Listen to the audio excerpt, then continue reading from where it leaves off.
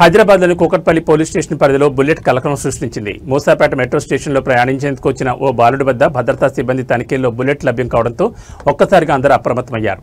Metro station వద్ద సాధారణ తనిఖీల్లో భాగంగా స్కానింగ్ చేస్తున్న సమయంలో బీప్ శబ్దం రావడంతో భద్రతా సిబ్బంది వెంటనే అప్రమత్తమయ్యారు. సదరు ప్రయాణికుని క్షుణ్ణంగా తనిఖీ చేయగా అతని వద్ద 19mm బుల్లెట్ లభించింది. వెంటనే మెట్రో సిబ్బంది ఈ విషయాన్ని కూకట్పల్లి పోలీసులకు సమాచారం అందించారు. సమాచారం అందుకున్న పోలీసులు మెట్రో స్టేషన్ చేరుకుని బుల్లెట్ను స్వాధీనం చేసుకున్నారు. బుల్లెట్ లభ్యమైన బాలుడిని కూకట్పల్లి పోలీస్ స్టేషన్ తరలించి అతని వద్దకు ఎలా వచ్చిందనే దానిపై కూకట్పల్లి పోలీసులు విచారణ జరుపుతున్నారు. ఈ సంఘటన స్థానికంగా కొద్దిసేపు కలకలం రేపింది.